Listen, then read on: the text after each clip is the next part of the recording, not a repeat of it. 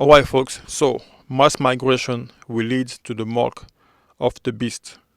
Yes, that's right, mass migration will lead to the mark of the beast. Just hear me out. Do you guys know the website called Fiverr or Upwork? Basically, Fiverr, Fiverr, or even Upwork, Upwork.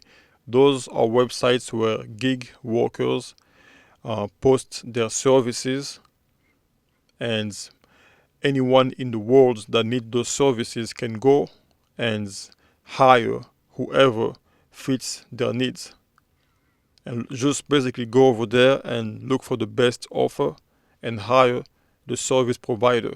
So now let's say you have a web designer. Okay, let's say you're looking for a web designer. So you go on Fiverr, and there are web designers from all around the world, from the USA, from the UK, from the Philippines, India, Mexico, Africa, anywhere in the world, China, anywhere in the world. Alright, so now you know that in the USA life is more expensive than in the Philippines, and you as a corporation, you are looking to hire a web designer for your website. And then you basically, as a corporation in business, you want to maximize profits. Alright?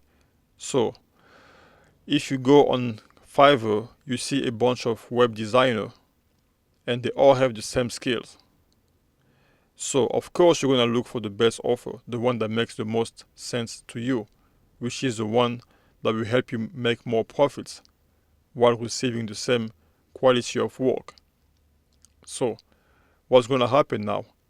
The US candidates is gonna require more money because life is more expensive, and maybe the guy in the Philippines is only gonna require maybe 30% of the cost, because that's how much cheaper life is in the Philippines than in the USA. So now, of course, you're gonna hire the guy from the Philippines, unless the guy from the USA decides to lower his price to maybe like 40%, because maybe the only advantage that he has over the guy from the Philippines is that he can speak American English with the American accent. Maybe that's the only advantage. So because of that, you are willing to pay maybe 5% more than the person from the Philippines, but you don't really care. Like if he doesn't accept that offer, that deal, you have no issue going with the guy from the Philippines, because that's way much more profits. Alright? So now let's take that in the real world. Just imagine you are Apple. You are Apple, the corporation in the USA. Now you have all these people from Fiverr. Okay, before I get to that, if you go on Fiverr now, most of the Americans have a hard time finding clients to pay them the wages that they really want, because they have to compete against people from India, from the Philippines, and these other countries.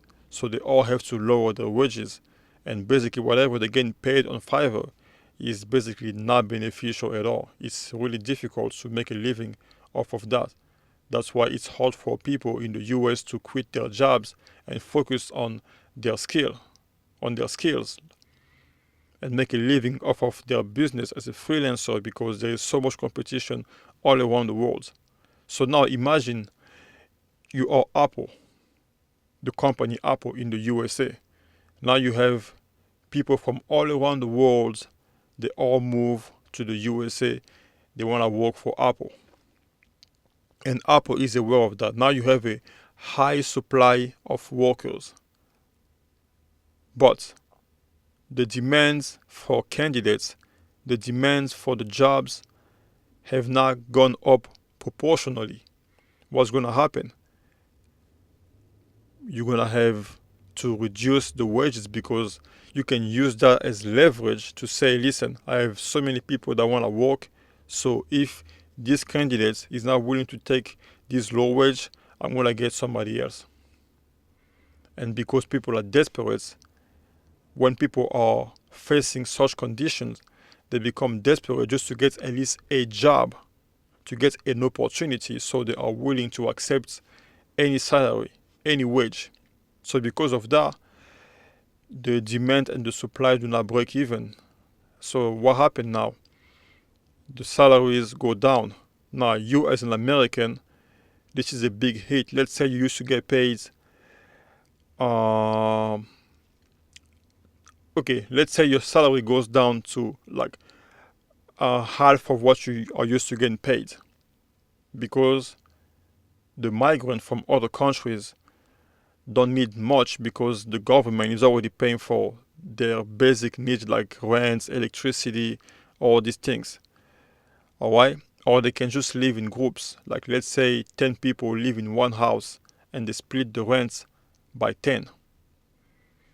Then they don't have enough, like they don't have a lot of bills. They don't have to pay, so many things like you have to pay. They don't have so many living expenses. So they only need to work to pay for maybe, like just some leisure, like stuff like some extra stuff like clothes, maybe, a fancy, let's say, to treat themselves good.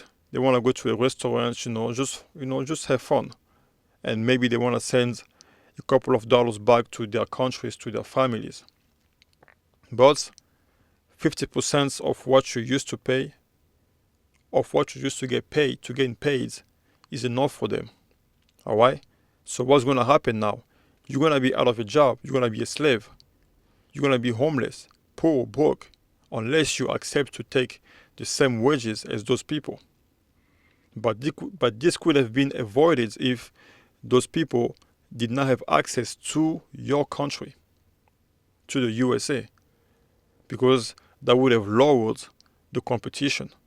And then if you strike or if you quit the job, the corporation Apple will not have the leverage that they have when the border is open.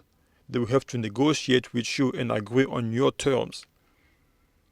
They will have to treat you fairly and increase your salary. Alright, guys, so now, why am I saying all this? In this scenario with mass migration, you have so much competition and everyone becomes a slave. And what happens during slavery back in the days, 400 years ago, during slavery and colonization? The corporations used free labor or cheap labor to invest in research and development to move into the industrial revolution. But that was fueled by the slave labor, by the cheap labor. That's what boosted the economy. So now you have this situation right here, right now.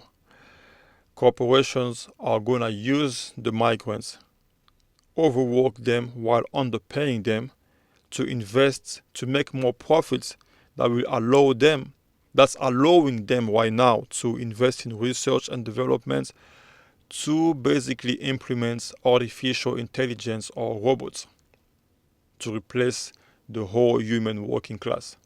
So right now, the people in the West are getting replaced by cheap labor, by slaves, basically by people from other countries that are desperate to work, to just get an opportunity. And then those people are also being used. Like right now they might be happy, they are not trying to understand the root of the problem. They're like, oh yeah, we're in America, we making money, we working. But they're gonna get, like once the corporations are done using them, which may be soon, in the next few years, 2 to 5 years, they're gonna get rid of them too. And now you're gonna have the robots. The AI is gonna be there to replace them too. Now you're gonna have a whole slave class. A whole slave class.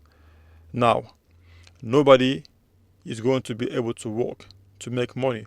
Or maybe just the 1% that's gonna be on top in the system, that's gonna be overseeing or managing those robots, those artificial intelligence. But for the most part, the human race is gonna be enslaved. And that opens basically the door for universal basic income, because you're gonna have a bunch of people running around looking for foods, looking for housing and all these things, but they can't afford anything because they don't have a job anymore. Now the government can play savior. They're gonna be like, hey, listen, we can take care of you with universal basic income, but here's the problem now. Remember in 2021, if you don't get the job, you don't get, well, I'm talking about the juice, you don't get a job. You don't get this, you don't get to go to the restaurants, to the club, or something like that. So now, the government will have control over your life with universal basic income. Because now, what's going to happen is what? You're going to have to submit to the rules of the government. If you get out of line, you get shut down. No food for you, no electricity, no housing. Basically, no universal basic income for you because you stepped out of line. Alright, that's what's going to happen. So, now, in 2021, some people still had a way to make money. They still have had some money, somehow to circumvent the system. That's why it wasn't really effective. But now they want total control. That's why they have to basically destroy the middle class. This way you are completely weak. And that's being used with the migrants. So now, with universal basic income, that also opens the door for what? For the mark of the beast. If you do not take the mark of the beast, you don't get universal basic income, guys. You see where this thing is going now? This is why we need America, the good guys need to take control of America, of the USA. As America fall, right now, if America falls right now in the hands of the bad guys, the world is done. Forget about Africa, all these places, the world is done. But if the good guys take over America,